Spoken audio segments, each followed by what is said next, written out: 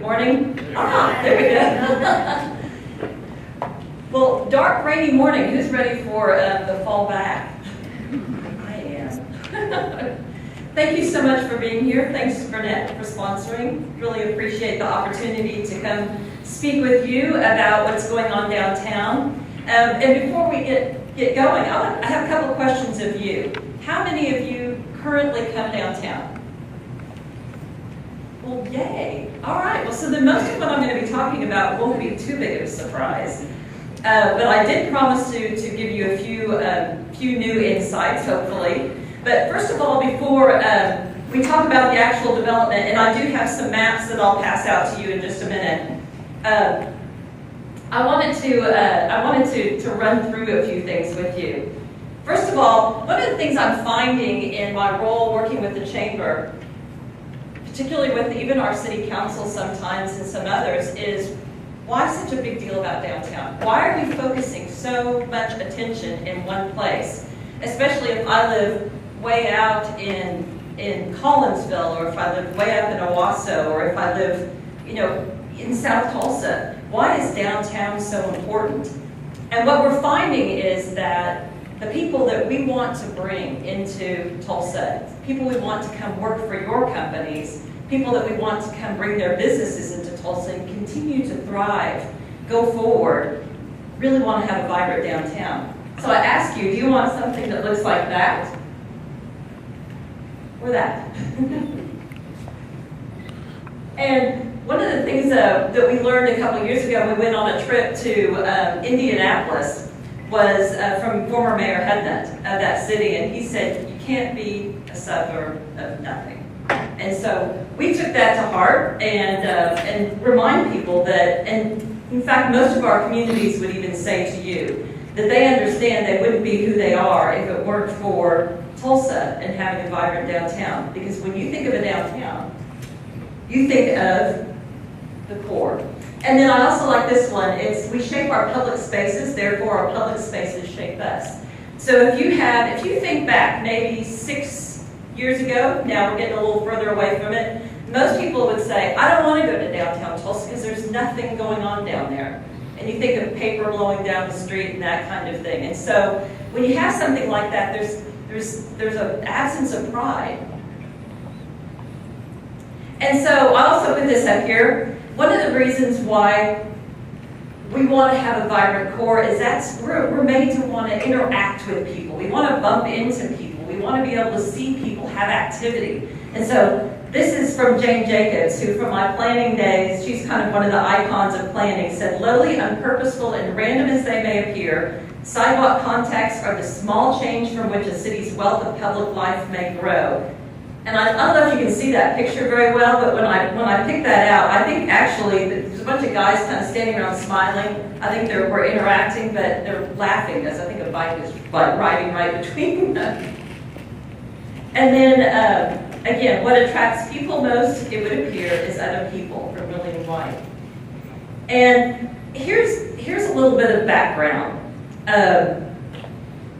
about one of our peer cities, Oklahoma City. You may have heard this story before, but several years back, they were competing for an airline to locate in their city.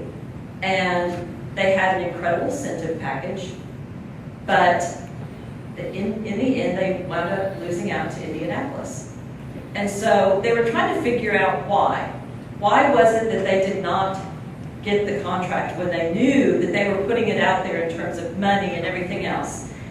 And what they finally found out from a confession of one of the CEOs there was that they had sent some mid-level executives into Oklahoma City. They drove around Oklahoma City and came back and reported, we do not want to live there. There's nothing there. Nothing going on, not interesting. And so when they found that out, that indeed was the impetus behind MAP's program. And so they decided to invest in some serious projects. They invested in the canal, they invested in many other things in that area. And so when you think of a city, you think of iconic things. And so this is just, I knew this was going to be really early morning and it's still dark outside, so I wanted to get you guys awake. What city is that? Can you see it? Chicago. Very good. guys have had at least enough coffee, I think.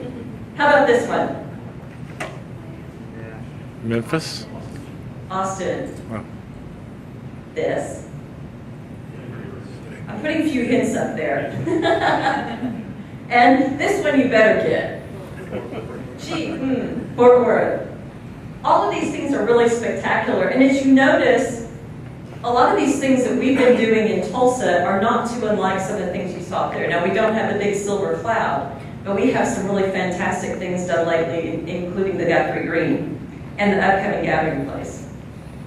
So here's some of the things that we look at as being extremely important to having in your downtown area. Things that we know that the types of people that we want to attract to live here, that want to choose Tulsa, because nowadays we understand a lot of folks, whether they're just getting out of college or whatever they're doing, they're choosing where they want to live first and then job. So what they want are things like residential. They want parking, because oftentimes what you hear about people that say, I don't want to come downtown because what? Where do I park? And yes, we say we are known for being a place with a lot of surface parking lots. But is that where you want to park when you want to come down to the central part of Denver? No. So these are some of the things that we realize that we need to provide, and that's what keeps us up at night. We know that we want to have vibrant retail because people want to live downtown. In fact, we have waiting lists in our residential places. Even though we don't have a grocery store downtown yet, and even though we don't have a pharmacy downtown, but we know we need them. We know that retail is important. Nightlife is important. In fact, a lot of towns, downtown centers have started through that. In fact, Austin, which we just showed you, 6th Street, that started as kind of a nightclub and a night place to be. And that's really what happened with downtown Tulsa. Elliot Nelson with his several restaurants. He did one, then he did a couple more because he realized he needed a critical mass to get people to come down there. And then more followed once he showed that stuff could happen down there. Having a sense of entry when you come into a place so that when you come in, you know you're there. And that's something that we realize we really need to do in downtown Tulsa. Now, we're really unique because we're in a square, so we have the opportunity to really create a sense of place and room. So, what I have, and if I could borrow 2 people, I have some maps up here. They may not be able to get all the way around. Maybe a couple per table, because you're not going to be able to see this map and this map. Once I get started on this, we're going to go pretty fast. I'm going to take you on just a little bit of a tour of what has been accomplished in the past several years. As you think back 3 to 4 years ago, there really wasn't a whole lot going on down there, and then we just went through a whole lot of construction, especially up in the Brain Arts District. Well, now, as you probably know, and it seems like you probably have been there, you know that a lot has happened, particularly in that district. I'm going to start with right up in that area, the Greenwood District. And the Greenwood District, just a part of that is actually downtown. But as you know, that's a historic district. It kind of makes me think of Mayberry when I'm on Greenwood up there by the ballpark. But we also have the recently opened John Hope Franklin Memorial Park. And then we also have the Green Arch Residential. And that opened just a few months ago, and in fact, we have one of our staffers is living in that. Has anybody been by that?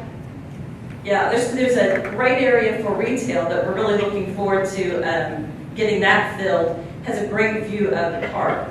But that leased up almost entirely before it was actually open. The demand for residential really is great. The Brady Arts District. Griffin Communication Building, of course, the new KOTV Channel 6 building, fabulous building. One of the things that anecdotally they tell me about that is that their sister city, Channel 9 in Oklahoma City, they're so thrilled with that our people here in Tulsa love this facility so much, and now the people in Oklahoma City are jealous and want one. The way they designed this building, if you've ever have an opportunity to go through it, I would recommend it. They designed it so that there's a lot of light, and they kept the area, particularly for marketing and sales, very open and light. And they realized productivity and went up in their facility. The way they designed this has really made a difference on how they actually do business there. So it's something to see and hear that story. Also, the Brain Fairfield, and the Brain Fairfield has been open just about, I think it's just about a year or under a year. And that has been phenomenally successful. Apparently a very happening place, particularly on the weekends, because people will come down and stay there for the weekend while they take in all our events. And that, I actually haven't been giving you the costs of these, but that's an $11.4 million project. In fact, when I finish all this list, those things that have recently been constructed, recently as in the past 3 years, and are under construction or that have been announced, planned, are at about $750 million. It's an incredible investment amount. It does include some public funds, but and public improvements. But if you compare us to many other communities, particularly in the compressed amount of time, that's an amazing amount of investment in one area. And then Matthews Warehouse. And Matthews Warehouse, has anybody been into the Woody Guthrie Center? It's great. In fact, it's when you walk in it, they have this big interactive panel that you can see Woody Guthrie kind of meandering through things, and you can hit it, and it will show just different aspects of his life.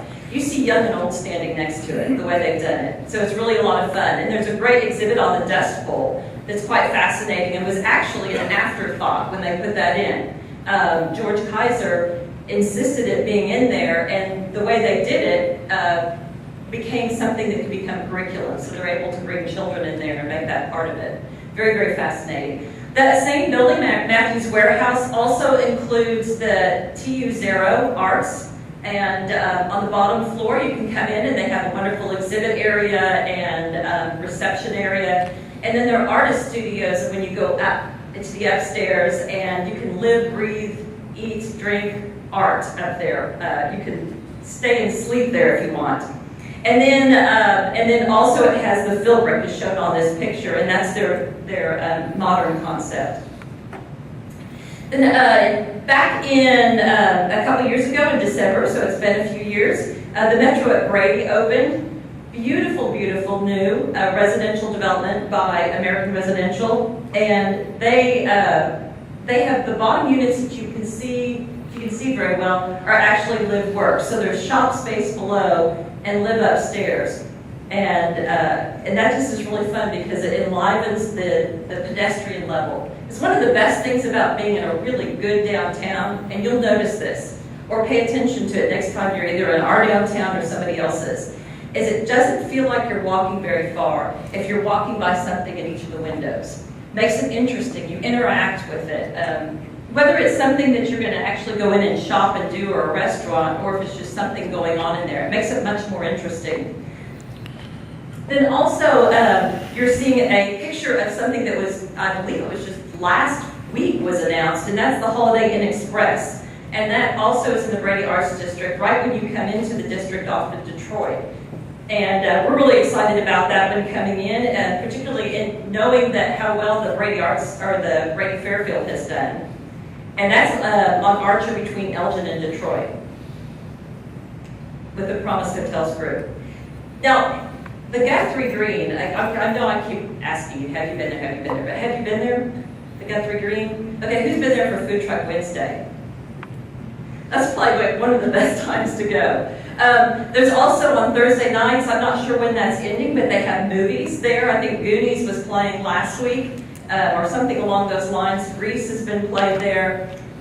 Shakespeare in the Park during the summer. All kinds of things that are going on there. Fantastic concerts. The symphony has been out there. Wonderful place to meet and greet and be around people. And there's actually a place where you can get food. Again, we're created to be in contact with people and with each other, and that's why we're seeing this trend from people from coming way out in the burbs back into the downtown, because we don't like to be isolated, even though we can be on our computers all day. So these kind of venues that really not force but encourage interaction have become extremely popular. especially among the groups that we're trying to attract, the younger, keep them coming back to Tulsa. And then other things that are going on in the Brady Arts District, retail, we have new restaurants all the time opening up there. Prime, Rusty Crane, Blue, Zen is a wine bar that's there, Chimera, which is breakfast, lunch, dinner. You can get wine, you can get tea, you can get coffee. Mocha Butterfly, which is a really neat boutique. And what I wanted to also put up there is the trolley. And what's really special about this trolley, and you may or may not realize this, is that trolley came into being because of the business owners. The business owners like you realized that they wanted to make sure that the folks that are saying, hey, I can't come downtown, I don't want to walk all that distance, or I don't know where I want to park, and blah, blah, blah.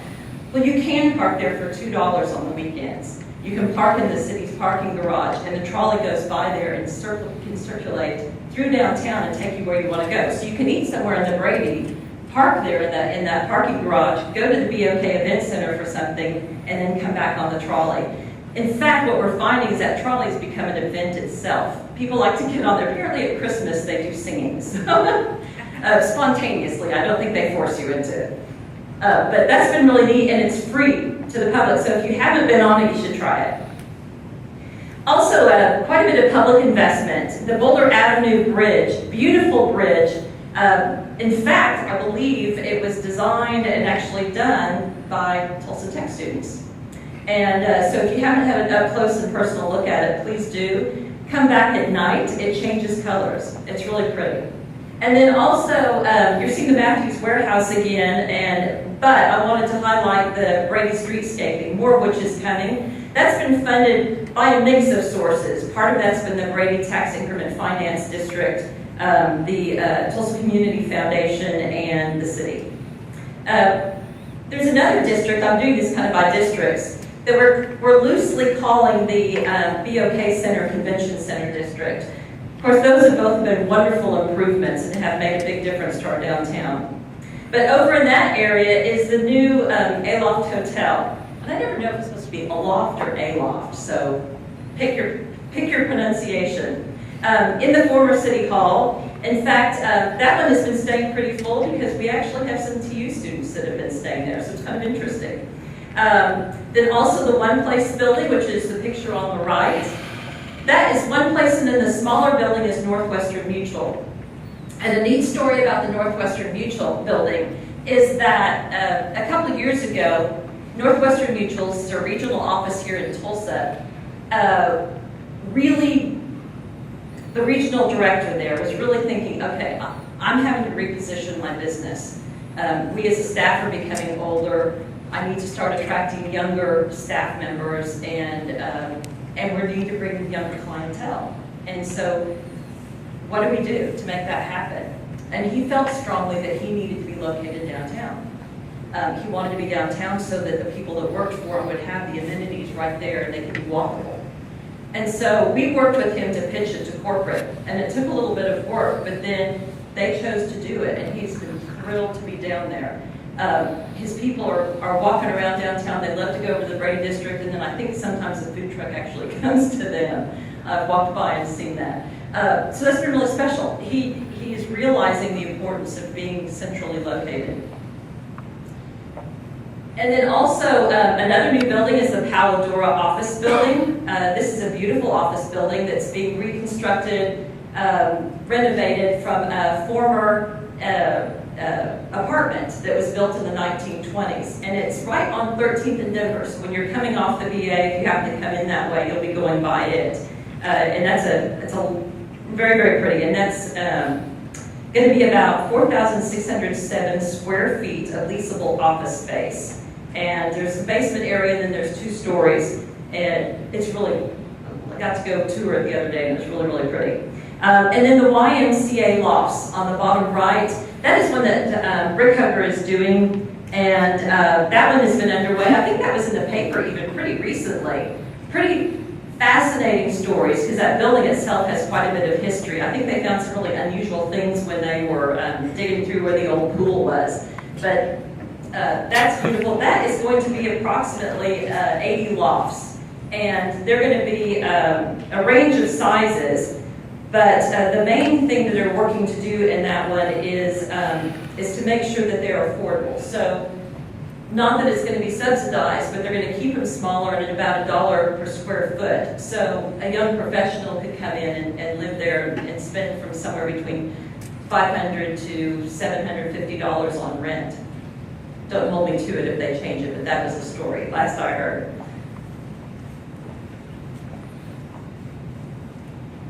Then also the Deco District.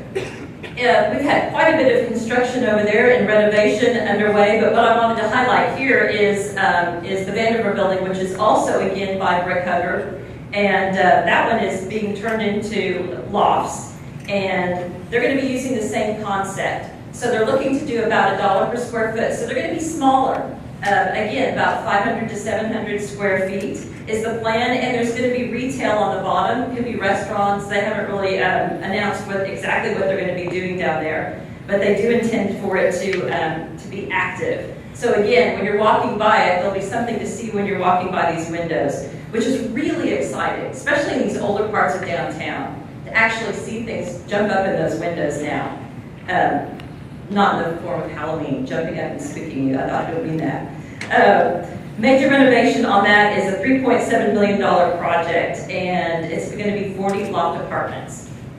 And then the Harrington building is the one in the middle, and that one is a loft project as well. We're really excited about that one. That one just kind of popped up, and really pleased. It's going to be 24 residential loft units, ranging from 650 square feet to 1,000 square feet. And that one's located on the northwest corner of 8th and Main. So if you're looking at your map, you'll see where these are if you're wanting to design and saying what the names are. And then on the bottom right-hand corner is the green, and that is a project that the city did along with TPA. That's actually the roof of a parking garage, as you probably know, and it's over in the area that's by our PAC. And the Rotary was involved in that, and they had a dedication on that just a few months back.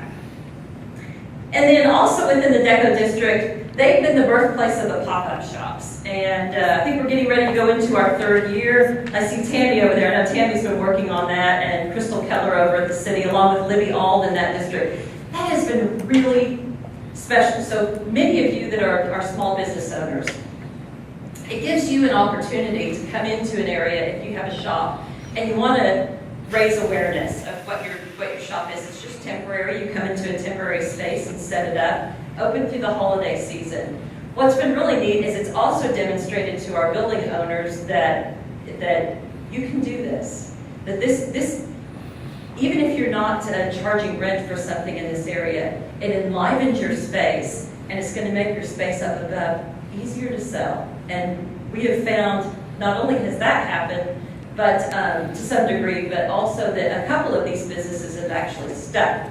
So Candy Castle that you see up here and Bison and Bear were birthed out of pop-up shops, and now they have stayed. And then also I just put down on the bottom there is the Vault, and that is Libby Ald's restaurant. She also has a Lotte, and that is in a repurposed old bank building that was made out of concrete. And it's an amazing story behind that one as well. Apparently the folks that built that did have a concrete company, so I think that would be a really safe place to go if you were having inclement weather. Also, the Ludo District, lots going on there. That place, we just have new restaurants and other things popping up there all the time. Barbecue seems to be the main thing right now, and Rib Crib just recently opened, and they have a kind of a condensed menu, so they can serve people and get you in and out really quickly, and have been doing very well. S&J Oyster Club. You guys remember that? That used to be over on Brookside. It's so fun to have them back, and where they are downtown on First Street is a great venue. It really fits the theme of that restaurant very well. And then also we have Legends, which is Counselor Ewing. It's a dance hall. And then Albert G's, and that's just a rendering. That one's not quite open yet, but it's right over next to McNally's. And that will be opening soon. And then quite a bit of existing retail there that they really kind of were the front runners. And as you guys probably know, it's really hard to be first. Because you lay the groundwork for the others, and getting people trained back into retail downtown has been something. So they have been a front runner. The dwelling spaces, Fleet Feet and Lee's. Now Fleet Feet, one of the things they've been doing that's been fantastic is they've been doing runs out of that store in the mornings, in the evenings, on the weekends, group runs. They're getting people of all walks of life into running or walking.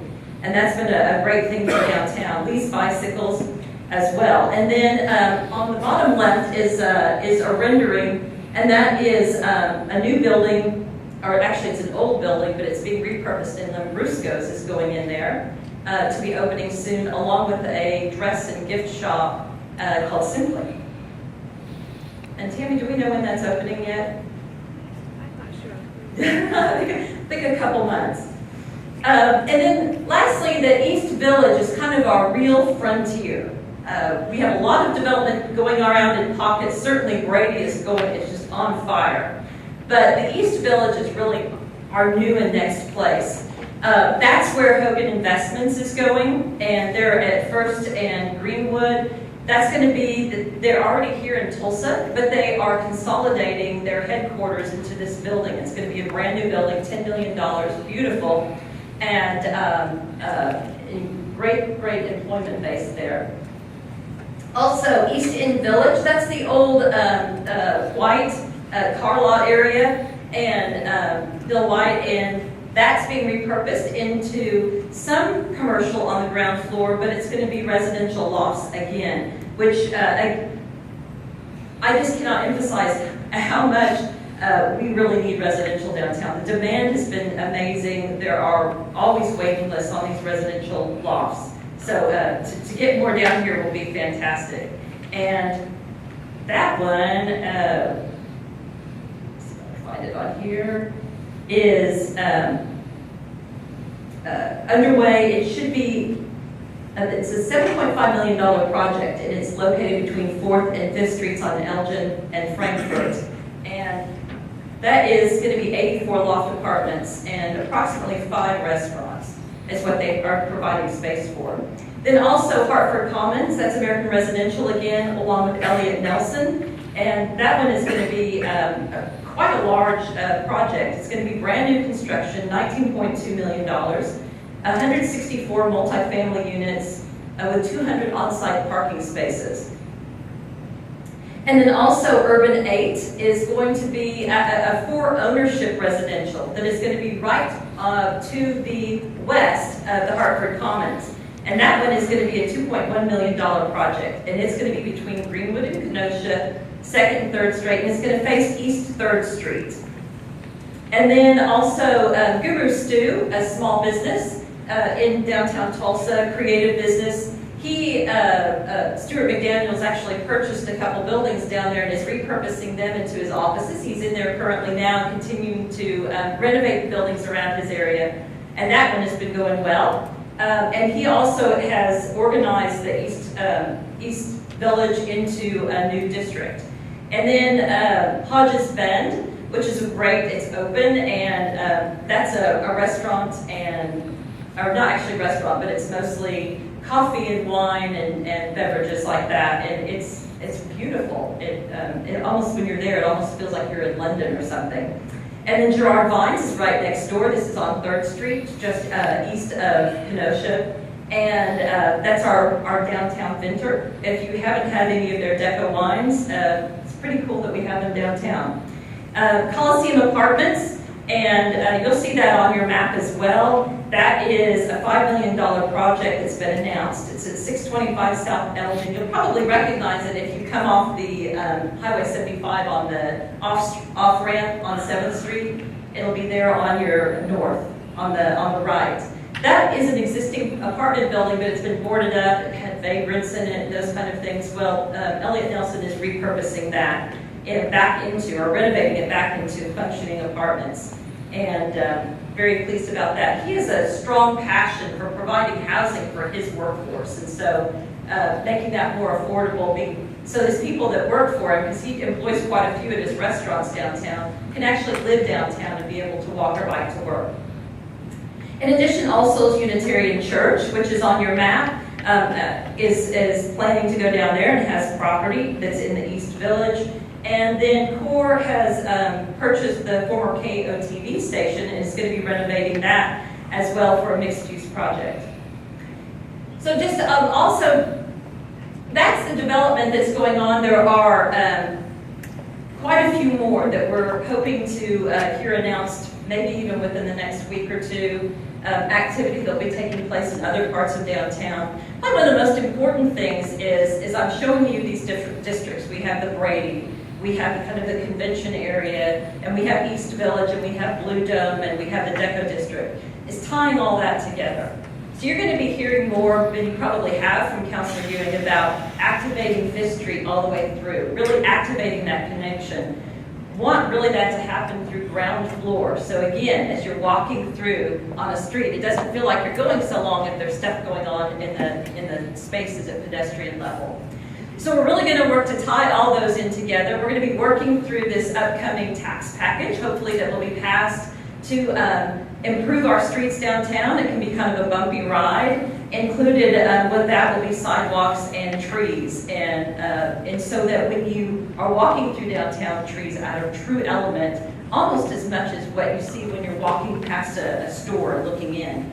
Activates the space. And then we're also going to have in that is just a little bit more money for residential, because when you develop downtown, probably one of the most difficult things is financing on it, and there's a reason why. Even though you already have your infrastructure in place there, as opposed to we call it greenfield development, going out and doing brand new area, your infrastructure oftentimes is outdated, and so you have to upgrade it. And if you're using an existing building, then you're having to upgrade it to meet code. You guys, I'm sure, are familiar with it as small business owners, but you have to meet fire code, you have to meet ADA. It becomes very, very expensive. So there are some things out there like historic tax credits and both state and federal level, and there are new market tax credits that can be used. But even still, that makes it difficult. And so some of the things that we look to do are try to find ways to help do the gap. And in your upcoming tax package, there's $4 million that we put in there. And that's actually to help with residential and some of the ground floor activity that we're hoping to get in place. But again, what you've seen downtown has really taken a village to make downtown happen. It's happened because we have invested as a region in our BOK Event Center. The downtown area itself has invested through an assessment through the One Oak Field. You've seen GKFF, you've seen the city through Boulder, Bridge and other aspects. You've seen the state through some of the things that have happened around the IDL. It really takes a village to make what we see happen. But if I can emphasize anything again, more, if at all, is why we're doing this. Because sometimes, again, people will say, why so much attention on one little area of town? It's because it really represents all of us. It represents our entire region. How we view ourselves in this northeastern Oklahoma is what our downtown, it's our living room. It's our front door. People come through there and then they go off to their homes. We have to have a place to gather people up, feel proud of, come down to events and enjoy, and do things like this. So it's not just about the physical aspect. It's about what you do so that we can interact with one another, because people like to be around other people. So if I'm just going to leave it there because it looks like I'm about running out of time, and want to give you a few opportunities for some questions.